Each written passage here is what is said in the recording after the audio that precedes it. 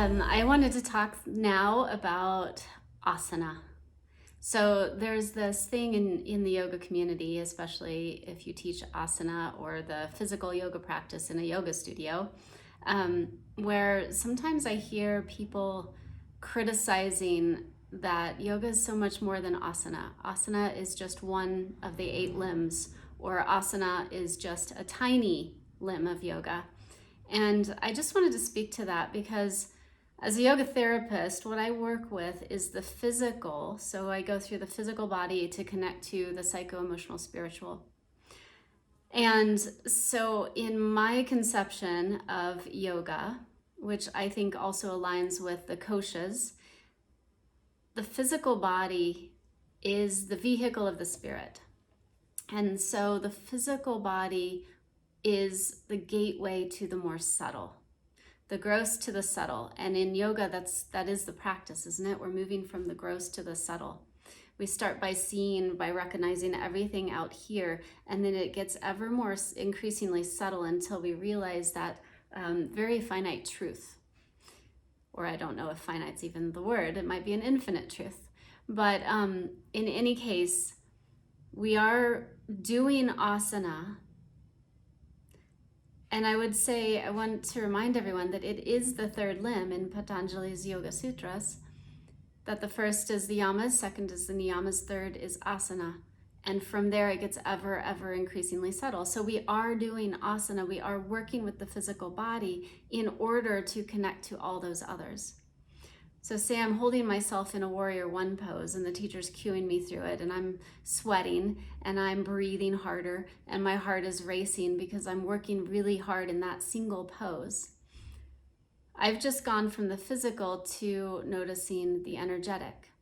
So we've gone from the Annamaya kosha to the Pranamaya kosha, right?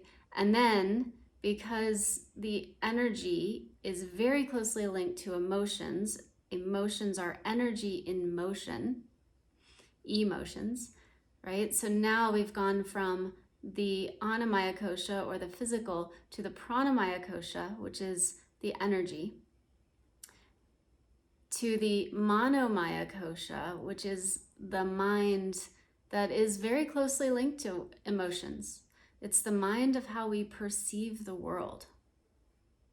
And so even as I'm holding that warrior 2 or that warrior 1 pose, my example, the physical, now I'm starting to notice more subtle. I'm noticing what's happening in the body, the breath, the heart, the energy that I'm putting into the pose. So I've shifted to the energetic awareness. Now emotions are coming up, emotions maybe of past remembering or past experiences of doing something really hard and feeling frustrated, not feeling strong enough, or feeling elated because I am strong enough. Like, wow, I'm really holding this warrior 1 pose. I'm rocking it today, right? So now I've shifted into that layer of emotion. And then we can go into the intellect. The intellect is almost the mind that figures out what's happening, even more subtle. And so the Vijnanamaya kosha, that's watching all of this happening and figuring out, like, why is this happening? What's happening? What do I do about what's happening, right? And so the work is to bypass all of that to get to Anandamaya kosha, or that bliss. I'm staying here in my warrior 1. Goodness, my physical body, it's getting fatigued. I'm feeling frustrated. My intellect is trying to figure out, how do I stay here? Do I stay here? Do I want to stay here? All of that stuff. But I'm actually recognizing that I'm none of that. I'm more beyond that. I am bliss. And then finally we get to the core of the matter, the Atma, or sometimes I like to call it the self of the self. And so I want to argue that asana is actually very important in yoga. We cannot leave this physical body behind in our experience as humans. And I would also argue that in many practices, especially as you get more subtle, a dissociation of the body occurs. And whether you want that or whether you don't want that, each person can argue for that or against that. But I believe that because I am embodied in this physical body, I need to learn how to live in it. I don't want to become dissociated from it.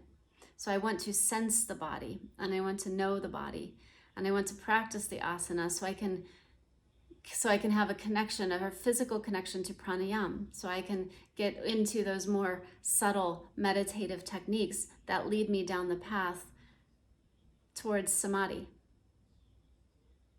And so I just want to put it out there to all the yoga teachers that might, along their journey, and this is a natural maturation process, as we step onto the path of yoga, we begin to recognize more and more like, oh, wait, I've been practicing asana. Well, that's limiting. That's not all of it. And it's true, it's not all of it. But it is a very important piece of it, and not to be belittled and not to be left behind. Just a few 2 cents from me to you. I'd love to hear your thoughts, and please watch for some upcoming courses on my website.